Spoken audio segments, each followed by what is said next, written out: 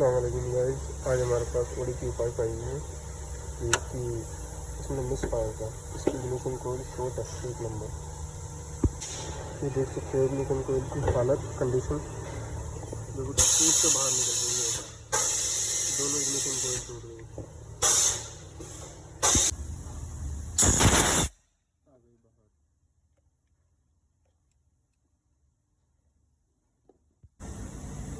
ये भाई इसके स्पार्क लगे हैं और ये इग्निशन कोड है नहीं। ओरिजिनल बॉक्स वगैरह के हैं।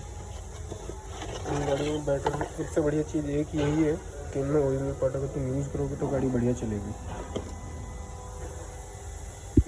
गाड़ी गाड़ी कंप्लीट हो चुकी है, स्टार्ट हो चुकी है।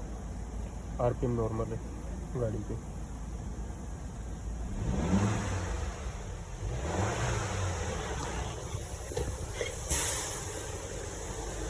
ये देखो इंग्लिश स्टेबल है।